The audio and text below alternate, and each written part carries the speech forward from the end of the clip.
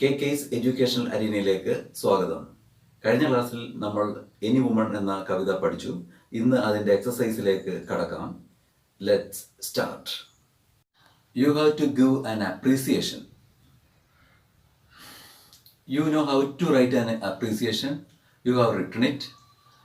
Even though you have been familiar with it for the last few years, I remind you of the points. First of all, you have to write an introduction.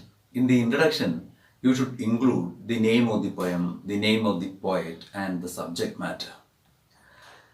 Then you can write the second paragraph. In the second paragraph, you can give the paraphrase, that is the explanation of stanzas. Then in the third paragraph, you can write about the style of the language, diction, poetic devices, examples, etc. Finally, you have to write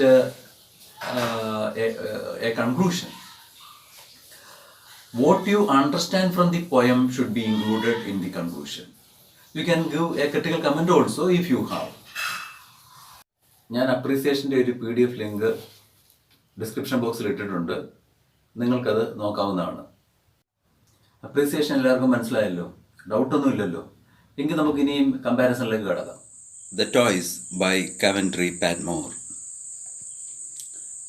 My little son, who looked from the thoughtful eyes and moved and spoke in quiet grown-up voice. Having my law the seventh time disobeyed, I struck him and dismayed with hard words and unkissed. Here the thoughts of a father. His wife is no more. He has a little son. My little son who looked from thoughtful eyes. My little son is sad. His eyes reflects his grief, so his eyes are thoughtful. And moved and spoke in quiet grown-up voice. My son moves and speaks quietly as a grown-up man. Having my law the seventh time disobeyed, I struck him and dismissed with hard words and unkissed. My son disobeys me. My son disobeys my words 7 times. Then I give him punishment, and I give him punishment with harsh words and send him to the bed without a kiss. എൻ്റെ മകൻ, അവൻ വളരെ ദുഃഖിതനാണ്. അവൻ മുതിർന്നവരെ പോലെ ശാന്തമായി സംസാരിക്കുകയും നടക്കുകയും ചെയ്യുന്നു. ഞാൻ 7 പ്രാവശ്യം പറഞ്ഞിട്ടും എൻ്റെ വാക്കുകൾ അനുസരിക്കാതെ വന്നപ്പോൾ ഞാൻ അവനെ വഴക്ക് പറയുകയും ഒരു ഉമ്മ പോലും കൊടുക്കാതെ കട്ടിലേക്ക് ഉറങ്ങാൻ പറഞ്ഞയക്കുകയും ചെയ്തു.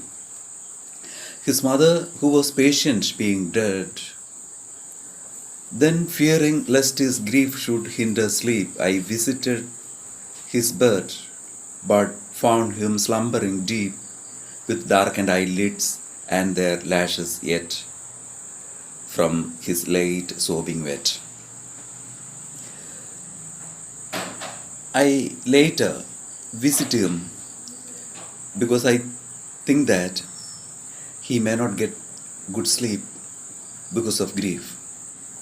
But I find him sleeping, but his eyelids are darkened. His eyelids and eyelashes are wet with tears. ഞാൻ പിന്നീട് എൻ്റെ മകൻ ഉറങ്ങുന്നിടത്തേക്ക് പോയി. അവൻ ഉറങ്ങിയിട്ടുണ്ടാവില്ല എന്നെനിക്ക് തോന്നി, കാരണം ദുഃഖം കൊണ്ട്. പക്ഷേ ഞാനവിടെ ചെന്നപ്പോൾ അവൻ ഉറങ്ങുകയായിരുന്നു. പക്ഷേ അവൻ്റെ കൺപോളകൾ നനഞ്ഞിരുന്നു കണ്ണുനീരുകൊണ്ട്. And I, with mourn, kissing away his tears, left others of my own. For on a table, drawn beside his head, he had put within his reach a box of counters, a red-veined stone, a piece of glass, braided by the beach, and 6 or 7 shells, a bottle with blue bells, and 2 French copper coins ranged there with careful art. And I with mourn, I mourn, kissing away his tears. I kiss away his tears. And I have found that there are some toys next to his bed. So here the child has kept some toys next to his bed. He finds solace from these toys.